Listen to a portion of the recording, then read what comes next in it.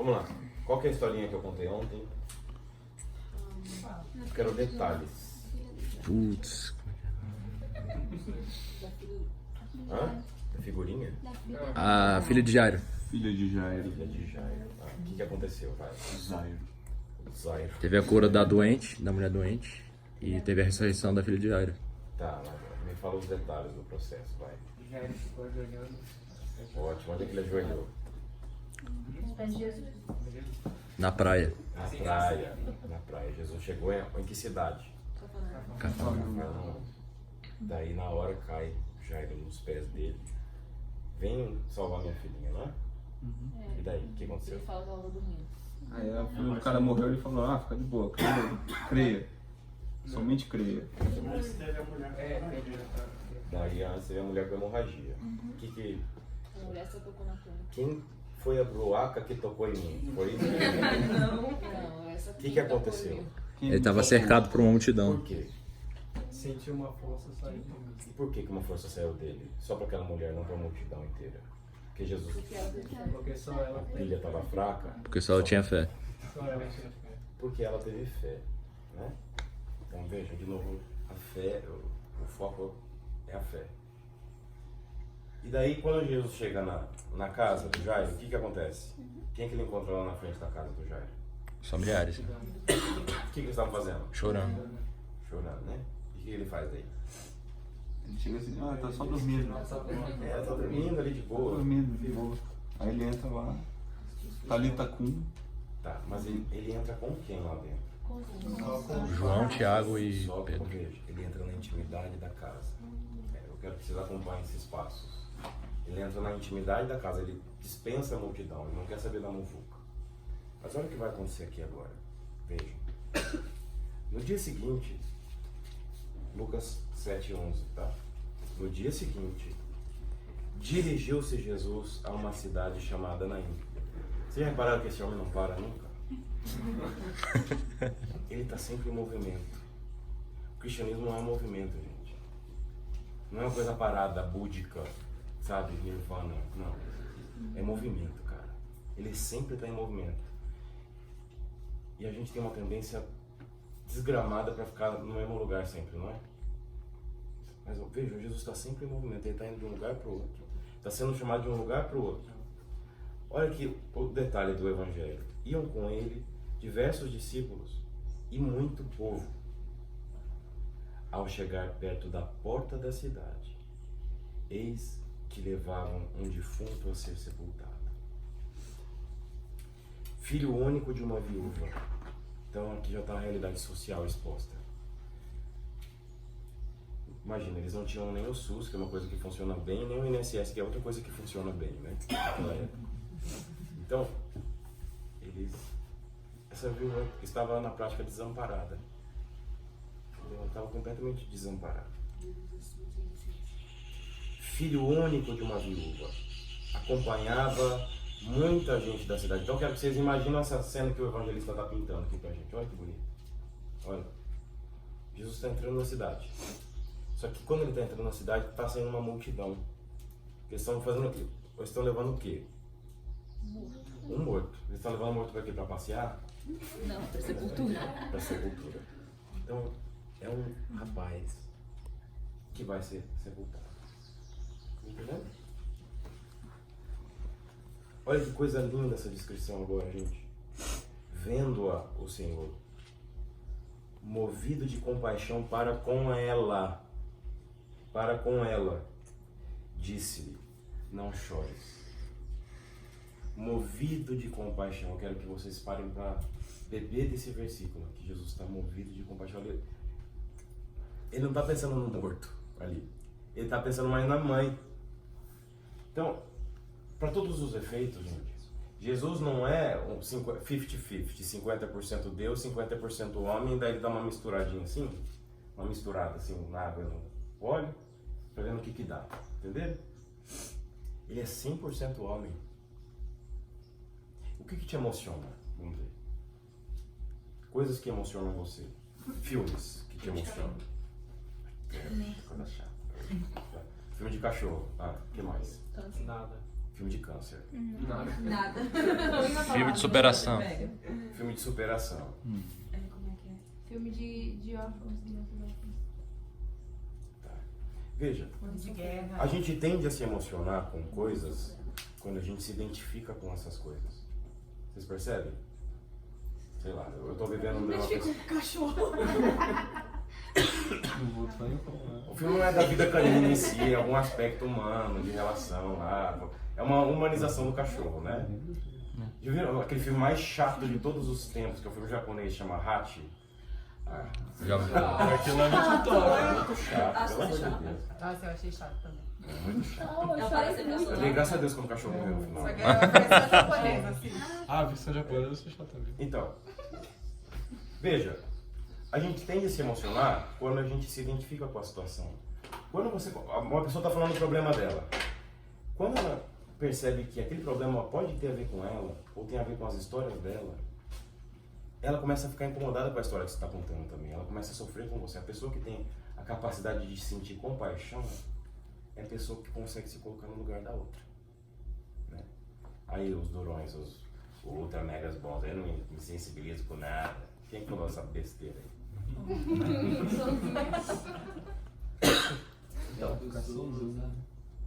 Veja, gente. Jesus está morrendo de pena dessa mulher viúva. Quem que é a mulher viúva que ele está pensando aqui, vocês acham? Que tinha um filho único. Maria. Ele está pensando na mãe dele. Ele está pensando na mãe dele. E ele está pensando assim, puxa, olha, minha mãe vai ficar viúva e sozinha. Né? Então, ele faz claramente um sinal de que ele vai ressuscitar. O que ele está fazendo aqui não é uma performance diante da cidade. Né?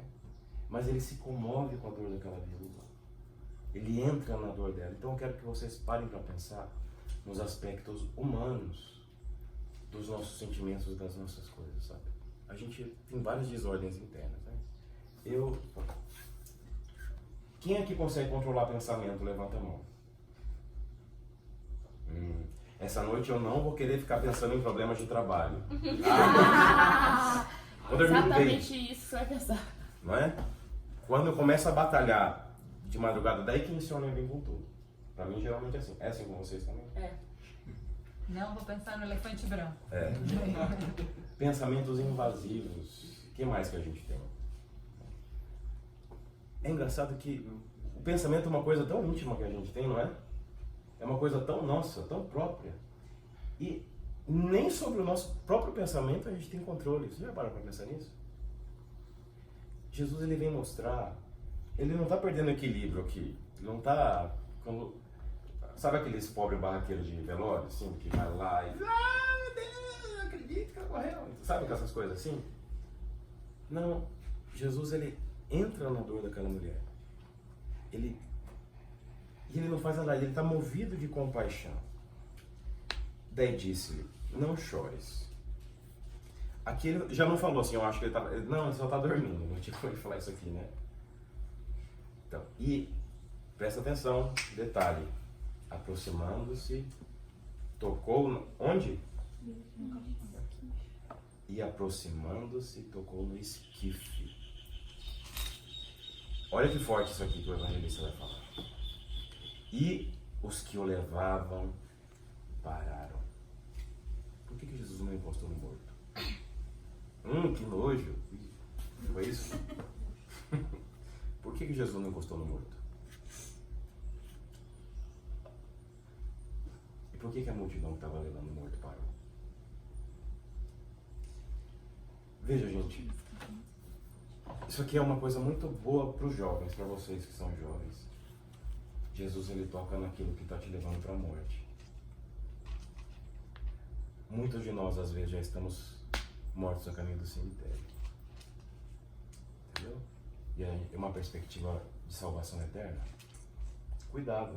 A sua salvação não é uma brincadeira, gente. O pecado é uma coisa tão grave. Mas o pecado é uma coisa tão grave, por causa de um pecado, o homem perdeu o paraíso para sempre. E, por causa do pecado, Deus teve que se fazer homem para morrer na cruz. Então, o pecado não é uma brincadeira. O pecado também não é uma... Deixa eu ver, eu me sinto bem com isso, então não é pecado. Véi, se você é o parâmetro, se os seus sentimentos são um parâmetro pra você determinar o que é certo e o que é errado, eu larga de ser besta, cara. Olha o seu tamanho. O que você conhece de história? O que você conhece de moral? O que você conhece da vida? Quantos livros de doutores da igreja você já leu? O que você conhece de filosofia? Tá entendendo? Então veja, nós não somos o parâmetro para decidir o que é certo e o que é errado. E eu gosto muito dessa comparação de Santo Agostinho. Quem é que já teve conjuntivite? Levanta a mão. Conjuntivite, né? O que acontece quando a gente está com conjuntivite? A gente olha para o sol assim numa boa? A gente fica super fotossensível, né? Tá errado. A gente fica fotossensível, né? Tá certo? Tem um médico. A luz, ela é boa para os olhos que são bons, mas para os olhos que estão doentes, ela incomoda. Muita gente fica incomodada com as graças divinas, porque elas estão doentes pelo pecado. Elas já estão, talvez, em putrefação, processo de putrefação, né? Jesus toca o esquife que está levando o jovem. E quem estava levando aquele jovem para a sepultura, para. Jesus não falou nada até aqui. Ele falou assim, não chores para a mulher. Veja, ele estava tão comparecido. Veja, gente, é óbvio que tem um aspecto divino aqui de Jesus, mas eu estou querendo salientar o aspecto humano de Jesus, a capacidade que ele... O resto da multidão só viu ela. Como é que é? Pelo menos pelo que eu vi aqui, a parte humana só viu a mãe, não viu o resto da multidão, só viu o sentimento que ela estava sentindo. É. Então, vamos lá. Disse Jesus, moço, eu te ordeno, levanta-te. Olha Jesus falando para nós, ó. Moço, eu te ordeno, levanta-te. Você que está no caminho do cemitério. Qual que é o esquife que está te levando para o cemitério? Voltando para esse aspecto do pecado, quais são aqueles pecadinhos de estimação que você tem que te tiram a saúde dos olhos, que faz com que a luz te incomode ao invés de te ajudar? Quais são os pecados que você, desde pequeno, talvez tenha incorporado os defeitos de personalidade, tendências ruins de caráter? Todos os tipos de coisas ruins que todos nós temos. Todos nós temos que enfrentar uma luta gigantesca. E, assim, gente, sim, na real, olha, eu brinco muito com isso, porque eu não recomendo que vão para psicólogo, geralmente, porque hoje em dia a psicologia está toda detonada, sabe? Por gente que não tem centro, que não tem consistência nenhuma. Então, eu percebo assim que a gente, por nós mesmos, a gente não tem força para superar essas coisas. Eu não tenho força sequer para controlar os meus próprios pensamentos. Olha que falta de controle que eu tenho, que liberdade que eu tenho. Que liberdade que você tem, na verdade. Tá entendendo? E parece que, assim, eu percebo assim que estou abrindo meu coração aqui para vocês. Nas minhas confissões, eu repito sempre as mesmas coisas. Repito as mesmas coisas. Eu fico ali patinando, sabe? E eu tô vendo que o esquife está ali. E Jesus toca no esquife. O moço ordena que levante, levanta-te. Ordena, levanta-te. Toda semana ele vai lá, ordena, levanta-te. Entendeu? E a multidão para. E aqui, gente, eu quero que vocês parem para pensar no esquife, mas que vocês parem para pensar também na multidão que leva. Então, acompanhem vocês. Quem que são os amigos? Talvez namoros, talvez paixões, talvez tendências. Quem é essa multidão que está te acompanhando para a sepultura? Veja, era uma multidão que estava vindo com Jesus. Se encontra com uma multidão que está indo enterrar um morto no cemitério, não é? Eles param. Olha que engraçado, ó. Sentou-se o que estivera morto e começou a falar, então, ó, eu não sei o que aconteceu aqui. Imagina, deve ter sido bizarro, né? Sentou-se o que estivera morto e começou a falar. Esse negócio de começar a falar é uma coisa muito importante. Qual que é o demônio mais difícil de tirar? Jesus fala no Evangelho, vamos ver se vocês sabem. Do orgulho.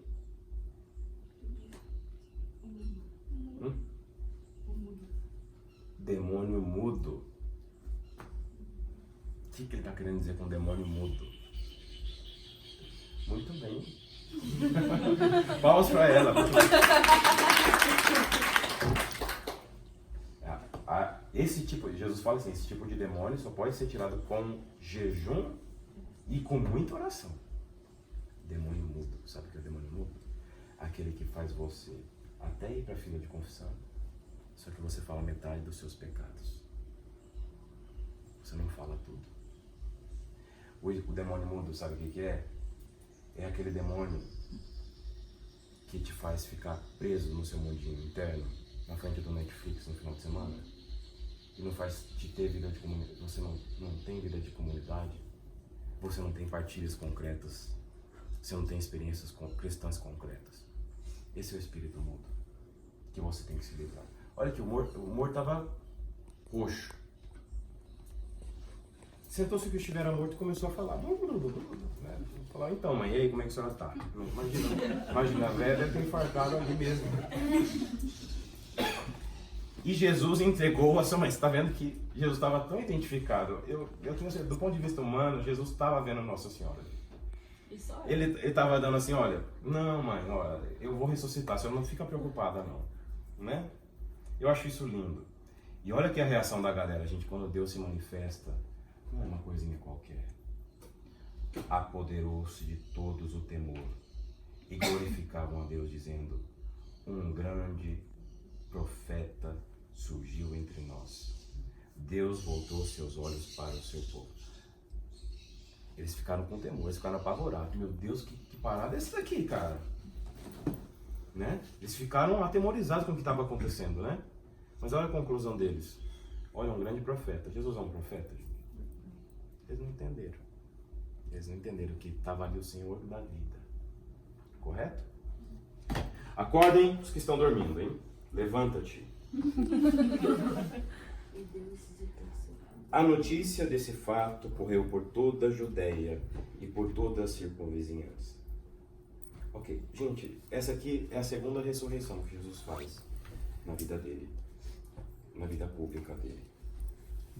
Eu dei graças a Deus que a Maia e o Diego falaram hoje de Maria e Marta. O que vocês aprenderam de Maria e Marta? Fala logo. O que Marta estava fazendo? Marta continuou trabalhando e Maria continuou... Marta era trabalhadeira, né? Gente, eu me identifico muito com a Marta. certo. Que ela é muito chata. Né? Vocês podem notar que todas as vezes que ela se dirige a Jesus, ela se dirige criticando Jesus. Ela só reclama. Ela trabalha, mas reclama. Jesus, o senhor está aí, minha irmã não faz nada, o senhor não vai falar nada. Ela dá um pito em Jesus. Né? E Maria, gente, Maria Madalena, ao contrário, todas as vezes que ela aparece nos evangelhos, e ela aparece nos 4 evangelhos, isso é uma raridade. Todas as vezes que Maria Madalena aparece, ela aparece aos pés de Jesus. Ela tem o dom de contemplação infusa. Ela tá, aquilo que eu estava falando de oração de contemplação, ela está embasbacada diante daquele homem que está ali diante dela, que ela reconhece que é Deus. Agora, Marta reconhece que Jesus é Deus também. Então peguem aí, de novo, João 11. É um capítulo antes do que vocês viram, né? João 11.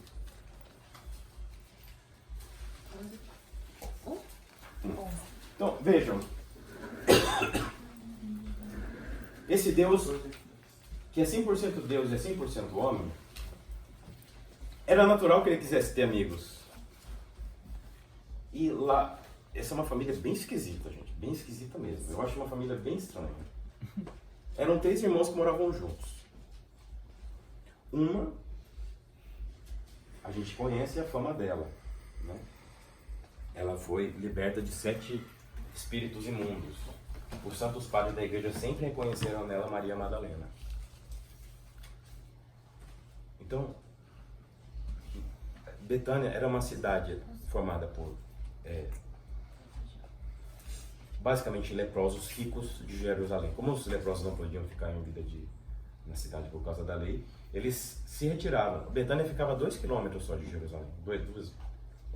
Era tipo assim, era 1h30 a pé. Dava pra ir de boa. Entendeu? Então, era uma família rica, só que ela Maria Madalena antes era prostituta. E a Marta era uma irmã estabanada, assim, que adorava fazer trabalho, que gostava de trabalhar, né? Mas vejam aqui a descrição. Jesus gostava de ir na casa deles. Jesus tinha uma afeição humana por eles. Aquela casa de Betânia era um lugar que Jesus gostava de ir. Eu vou ter que enfrentar Jerusalém aqui agora. Mas ele gostava de passar em Betânia. E vejam lá. Lázaro caiu doente em Betânia. Ele já devia estar doente. Essa aqui é a primeira coisa estranha. Por que Jesus nunca curou ele antes? Não é anônimo. Responda, anônimo. Por que Jesus nunca curou esse homem antes? Onde estavam Maria e sua irmã Marta?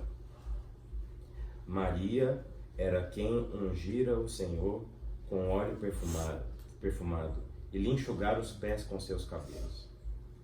Olha só, Jesus profetizou para aquela mulher que aquele ato de piedade dela ia ecoar para toda a eternidade. Olha o evangelista aqui repetindo. Ela preparou. Gente, atenção nisso que eu vou falar. Estou recapitulando o que eu falei em outro sentido. Os gestos de piedade fervorosos que vocês fazem por amor, totalmente gratuitos. Vocês não estão ligando para nada já. É uma demonstração, é uma cartinha de amor de um adolescente que seja. É um ato de piedade que você faz para Jesus. Isso, Deus parece que perde toda a onipotência dele ali, naquele momento para você. Deus fica totalmente vulnerável a você. Ele quer aquele gesto, porque esse tipo de gesto é o gesto que vai salvar você. Foi esse gesto de grande amor de Maria Madalena, que tinha uma vida provavelmente de devassidão, que reparou o passado dela. Está entendendo? Então você não precisa ter uma vida de grande penitência. É óbvio que ela é boa, mas o que interessa aqui é a quantidade de amor que você coloca numa obra de piedade como essa. Ela pegou e quebrou o perfume inteiro na cabeça de Jesus. É o perfume mais caro, né? E Lázaro, que estava enfermo, era o seu irmão. Tá. O Evangelho está confirmando aqui, ele já estava doente, né? Suas irmãs mandaram, pois, dizer a Jesus: Senhor, aquele que tu amas está enfermo. Então, as irmãs aqui estão intercedendo pelo outro irmão. E vejam, elas reconhecem que Jesus ama Lázaro. Elas reconhecem a amizade, a afinidade que Jesus tinha com Lázaro. Eles deviam ser pessoas complexas, cada um na sua complexidade, mas Jesus curtia pra caramba ficar com eles. E quando Jesus fala, eu acho carinhoso o jeito que Jesus corrige Marta, né? Jesus, olha aí, minha irmã, ela não me ajuda em nada, você não vai falar nada. Ela não dá bronca na irmã, ela dá bronca em Jesus, né? E daí Jesus fala assim, eu acho bonito isso aqui, ele fala: Marta, Marta, se toca. Né? Ele é delicado para conversar. Então assim, as irmãs estão intercedendo, estão pedindo: por favor, venha salvar. E vejam, elas estão chamando que Senhor, aquele que tu amas está enfermo. Esse Senhor aqui não é Senhor de pronome de tratamento, isso é Lord. Elas reconhecem a divindade em Jesus já. Elas sabem que Ele é Deus. De algum modo elas percebem, muito mais que aquela multidão lá de Naim que achava que ele era um profeta. Não. Senhor assim, é Adonai, sabe? O Senhor é mais do que todas as outras coisas. Mas olha ali o que Jesus fala. A essas palavras disse-lhes Jesus: esta enfermidade não causará morte, mas tem por finalidade a glória de Deus. Por ela será glorificado o Filho de Deus. Gabriel, interaja. Então, veja só. Eu me pergunto, quem é que entendeu isso aqui que Jesus falou? Nenhum dos apóstolos, eu tenho certeza que eles não entendiam nada que Jesus falava. A impressão que eu tenho é essa. Eles não entendiam o que Jesus estava falando. Mas Jesus jogou esse negócio aqui, ó: essa enfermidade não causará morte. Estranho, né? Ora, olha que bonito a explicação do evangelista. Jesus amava Marta, Maria, sua irmã, e Lázaro. Então ele amava os três mesmo. Mas embora tivesse ouvido que ele estava enfermo, demorou-se ainda 2 dias no mesmo lugar. Então ele ficou lá enrolando onde ele estava, antes de correr para Betânia. Sabendo que o amigo dele estava em agonia. A gente para pra pensar nisso daqui. Daí, um dos grandes problemas que eu percebo que a maioria das pessoas que tem pouca fé é criticar as demoras de Deus. Ah, porque Deus não me atende. Ah, porque Deus não sei o quê. Né? A pessoa chega como... Sabe aquela novela? Eu tenho pavor daquela novela. Se vocês virem aquela novena na porta da igreja, vocês podem jogar no lixo.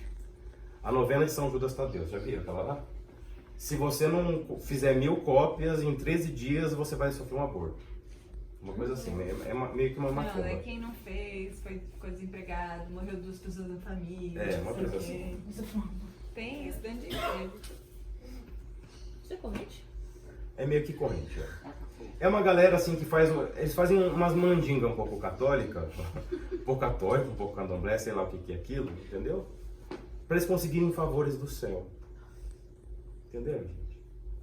E daí eles acham ruim e são pessoas que perdem a fé. A minha filhada, meu avô, tinha 80 anos, faleceu. Que bom que ele faleceu, morreu no sacramento. E a minha filhada, que é a minha prima, ela falou que ela perdeu a fé. Eu falei, ah, pelo amor de Deus, né? Fé então você nunca teve. Porque ele já era idoso. E você queria o quê? Que ele ficasse na cama, entendeu? As pessoas, elas têm preguiça de ir na igreja e elas usam desculpas para não irem na igreja, para não exercerem a fé, para não crescerem na fé. Né? Então vamos lá. Jesus ficou se demorando lá onde ele estava, nesse lugar. Ele não foi imediatamente. E vejam, gente, o evangelista acabou de explicar, Jesus amava os 3. Mas ele deixou os 3 sofrendo um perrengue. Por que Jesus faz essas coisas? Porque às vezes não era a hora. Ele é uma coisa um pouco sádica, assim, deixa eu fazer ele sofrer um pouco. Isso não era a hora. Eu acho assim. Eu acho assim. Tem uma outra passagem que pergunta a Jesus quando vem um deficiente, eu acho, uma pessoa doente de nascença, que pecado, né, que ele cometeu. Ele dá mais ou menos a mesma resposta, que aquilo aconteceu para a glória de Deus, para que se manifestasse nele a glória de Deus. Então, assim, eu interpreto dessa forma, que o cara ele pode estar enfermo, mas por meio daquela enfermidade, espera-se do enfermo um ato de fé, uma posição, né? E que se ele fosse lá simplesmente curar, não ia surtir o efeito desejado. Isso mesmo. Essa frase aqui de Jesus, que esta enfermidade não causará morte, pode ser, assim, não causará morte porque ele vai para a vida eterna. Também. É por aí. Tem até aquela... Mais à frente tem uma que ele fala que ele jamais morrerá, porque não morrerá para sempre. Até aquela conversa da Teresa d'Ávila conversando com Jesus, que ela diz que ela tava conversando com Jesus: Jesus, tá acontecendo um monte de dificuldade na minha vida, por que você não me ajuda? Aí Jesus fala pra ela: é assim que eu amo as pessoas. Aí fala: é por isso que você tem poucos amigos, né? Então, é assim que ele ama. Jesus ama os outros. É dessa forma. Então, eu acho que são essas considerações que vocês estão fazendo, ok? Vamos lá. Depois disse a seus discípulos: vamos para a Judéia. Então, veja, gente, a pessoa demorou um dia para chegar até Jesus. Jesus demorou mais 2 dias para chegar, para decidir sair de lá. Então ele tinha mais um dia para chegar em Betânia. Então foram 4 dias que Jesus demorou. Fizeram cálculo? Vamos lá. Então olha, mestre, há pouco os judeus te queriam apedrejar e voltas para lá? Então Jesus já está caminhando para a morte dele. Ele já sabe que ele vai entrar em Jerusalém e essa é a última entrada dele em Jerusalém. Ele vai entrar para ser morto, né? Então, Jesus respondeu: não são 12 as horas do dia? Quem caminha não tropeça, porque vê a luz deste mundo. Mas quem anda de noite tropeça, porque lhe falta luz. Depois dessas palavras ele acrescentou, olha aqui, ó. Lázaro, nosso amigo, dorme, mas vou despertá-lo.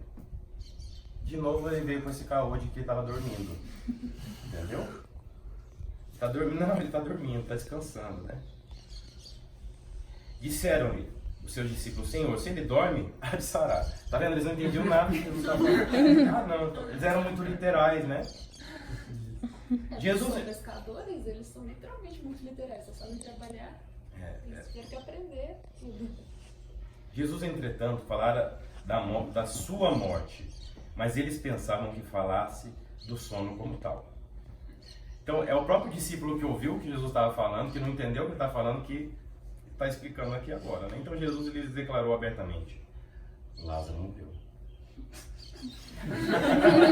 Bipolar. Lázaro morreu. Alegro, olha só, gente, alegro-me por vossa causa, por não ter estado lá para que creiais. Aqui que é legal, vamos a ele, ó. Onde é que ele está indo agora, gente?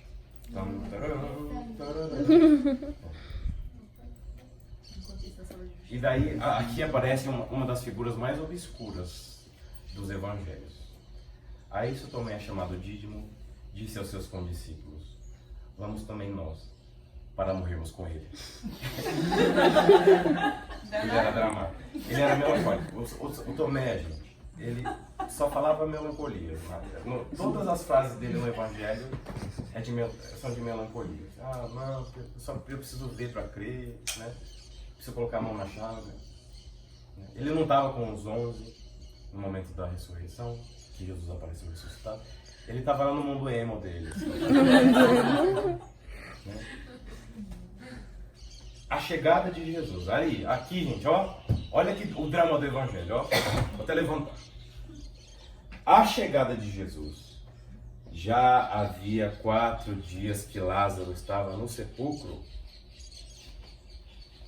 Vocês imaginam, né? Um forno na Judéia.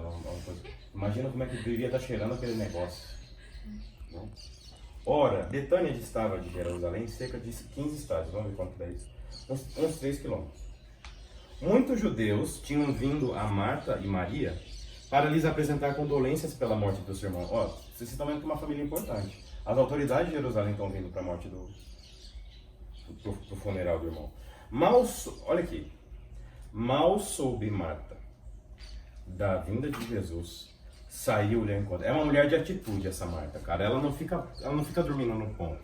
Ela vai e faz. Ao passo que Maria ficou em casa. A hora que ela fica sabendo que Jesus está chegando na parada, ela vai correndo, né? Maria, porém, estava sentada em casa. A Maria era dramática também. Marta disse a Jesus, Senhor, olha o que ela vai falar para Jesus, ó. Senhor, se estivesse estado aqui e não passeando por ali, né? Meu irmão não teria morrido. Vocês estão ainda dando uma repreensão a Jesus? Pô, Jesus. Demorou, cara, né? Mas é assim, ela tem uma confiança gigantesca em Jesus. Ela se sente sister de Jesus, entendeu? Ela sente muito à vontade para expressar as coisas que ela sente para Jesus. Ah, Jesus, que demora foi essa? Né?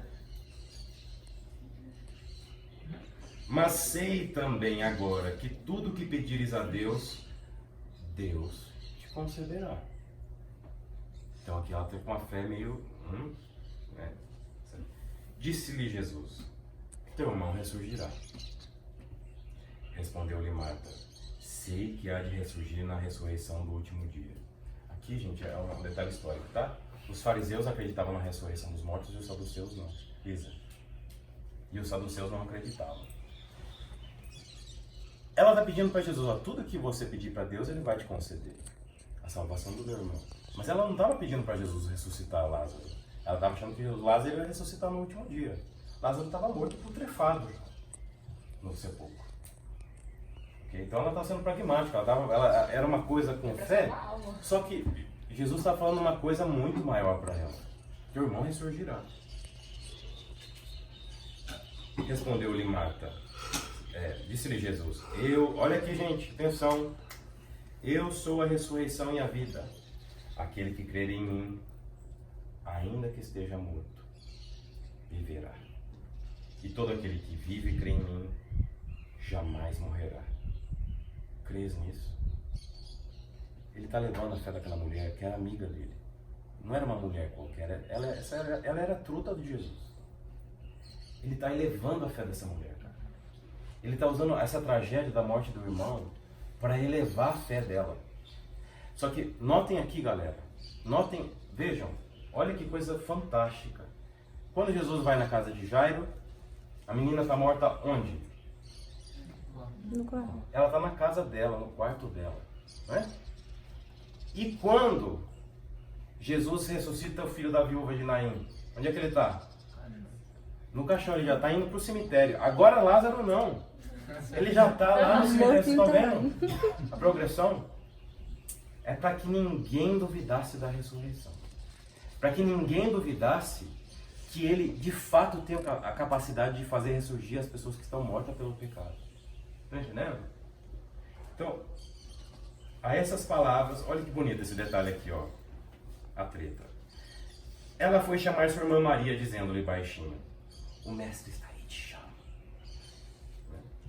Então, a Marta deu o recado para Maria.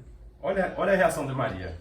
Apenas ela o ouviu, levantou-se imediatamente e foi ao encontro dele. É a louca. Essa aqui é a mulher louca apaixonada. Aquela do Cântico dos Cânticos, que ela quer estar com o amado, custe o que custar. Ela não está querendo saber de convenção social, ela não quer saber de nada, ela não está ligando para nada. A única pessoa que ela vê e que ela ama é Jesus Cristo. Ela passou na mão de tanto homem, mas de repente ela achou o sentido, que era Jesus. E depois que ela se decidiu por esse Jesus, tudo o resto era resto. Ela queria estar com o amado dela, né? Apenas ela o ouviu, levantou-se imediatamente e foi ao encontro dele, pois Jesus não tinha chegado à aldeia, mas estava indo naquele lugar onde Marta o tinha encontrado. Olha aí, ela não quis saber da repercussão social, né? Os judeus que estavam com ela em casa, em vista de pêsames, ao verem Maria levantar-se depressa e sair, seguiram-na, crendo que ele ia ao sepulcro para ali chorar. Quando, porém, Maria chegou onde Jesus estava e o viu, olha que bonito, ó, lançou-se aos seus pés e disse, Senhor, se tivesse estado aqui, meu irmão não teria morrido. Ela é a mesma crítica de Marta, só que mais humilde. Ela está ajoelhada, ela está prostrada diante de Jesus, ela não fica no mesmo patamar de Jesus. Ela se agarra sempre nos pés de Jesus, né? Ao vê-la chorar, olha que coisa linda, gente. Ao vê-la chorar assim, como também todos os judeus que acompanhavam, Jesus ficou intensamente comovido em espírito. Jesus ficou doído com aquela dor. A oração de Maria comoveu muito mais a oração do que a oração de Marta. Ele foi cuidadoso com os dois, mas Jesus fica intensamente comovido com a dor daquela irmã. Entendeu? Ele já sabe o itinerário, ele é onisciente, ele sabe o que vai acontecer. Mas Jesus sofre conosco. Essa que é a questão desse evangelho aqui. Jesus, ele participa dos nossos dramas. Jesus participa das nossas lutas, das nossas tristezas, das nossas quedas. Está entendendo? E sob o impulso de profunda emoção, perguntou, onde o puseste? Colocaram ele na praça pública? Jesus tem essas perguntinhas no Evangelho, né? Ele estava no sepulcro, óbvio que ele estava no cemitério, né? Respondeu-lhe, Senhor, vinde ver. Jesus pôs-se a chorar. Essa é uma das 3 vezes que Jesus chora nos Evangelhos. Jesus chora a morte de Lázaro. Jesus chora a morte dos seus amigos. Jesus chora a nossa morte quando a gente perde o estado de graça. É um Deus que se comove, é um Deus que está preocupado. Não é uma coisa, não é uma caridade formal, uma coisa estranha, alheia. Não, é uma coisa que está participando ativamente do seu dia a dia. Tá vendo? Observaram, por isso, os judeus. Olha que até os judeus estão falando, olha, vede como ele o amava. Mas alguns deles disseram, não podiam ele, que abriu os olhos ao cego de nascença, fazer com que este não morresse? Então eles estão criticando aqui Jesus também. Tomado novamente de profunda emoção, Jesus foi ao sepulcro. Era uma gruta coberta por uma pedra. Vocês estão vendo aqui? De novo é ele diante do túmulo dele mesmo, né? Ele está se vendo ali na ressurreição, que ele vai performar daqui uma semana. Tá certo isso? Vai fazer a performance. Na semana seguinte ele entrou em Jerusalém, depois de uma semana. Jesus ordenou: tirai a pedra. Olha lá, Marta. Disse-lhe Marta, irmã do morto: Senhor, já cheira mal, pois há 4 dias que ele está ali. Cadê o seu discernimento? Brincadeira, ela não falou isso não, né? Mas hoje, não tem nada a ver com o que você está pedindo. Tá fedendo já, né? Vamos lá. Pra quê, né? Respondeu-lhe Jesus: não te disse eu, se creres, verás a glória de Deus? Então, veja, ela cria, essa mulher já tinha fé. Só que Jesus está levando a fé dela, né? Tiraram, pois, a pedra. Imagina o cheiro de... Sabe aquele cheiro de gato morto na estrada? Já sentiram? Né? Agora, cheiro de cadáver, eu nunca senti de homem, de ser humano, né? Mas eu já ouvi dizer que é muito pior que os animais, né, no geral, não sei porquê. Mas eu já ouvi muito de pessoas antigas falando isso. Então, tiraram, pois, a pedra. Levantando Jesus os olhos ao alto, disse: Pai, rendo-te graças porque me ouvistes. Eu bem sei que sempre me ouves, mas falo assim por causa do povo que está em roda, para que creiam que tu me enviastes. Depois dessas palavras, ele clamou em alta voz: Lázaro, vem para fora. E o morto saiu, tendo os pés e as mãos ligados com faixas, e o rosto coberto por um sudário. Ordenou então Jesus: desatai-o e deixai-o ir. Lázaro, vem para fora. Luca, vem para fora do sepulcro. Diego, vem para fora do sepulcro. Jesus fala o nome de cada um de nós hoje. Vem para fora. Vem para fora. Sai desse mundo putrefato de morte que você está, que você vive. Vem para fora, meu filho. Tira essas ataduras, essas faixas de coisas de morte de você. Se desfaça dessa vida de morte de você. Se desfaça dos seus pecados. Vem para fora. Então, veja. A filha de Jairo, todo mundo suspeitou. Não sei que ela estava dormindo. Isso aqui, né? A filha da viúva de Naim, todo mundo ficou perplexo. Agora, aqui, fazia 4 dias que ele estava morto. Né? Esse aqui é considerado um dos maiores milagres de Jesus.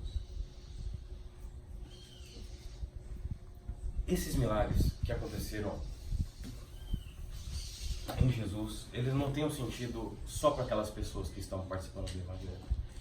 Jesus, enquanto estava fazendo esses milagres, estava pensando em nós. Estava pensando em mim e em você. Tá? Então, eu gostaria que vocês, nesse retiro, vejam qual é o esquife. Vejam concretamente, gente, qual que é o esquife. O esquife que está te levando para o sepulcro. Qual é a multidão que está te acompanhando para o sepulcro? Quais são as faixas? Em que lugar da sua vida que você já está morto por dentro, que você já está podre, que você não tem esperança nenhuma, que só tem morte, sabe, que não tem mais nada? Então, objetivamente falando, o objetivo desse retiro é que vocês cresçam na fé. A gente vai começar a quaresma agora e é um período de muita graça na igreja. É um período de conversão. Então, lutem, queridos, contra o pecado. Lutem de verdade contra o pecado. Não porque é um moralismo tosco, chato, puritanista, sabe? Não, lutem porque Deus quer a vida para vocês. Deus quer a vida para todos nós. E Ele sofre por causa das nossas mortes. Ok? Então, finalizar?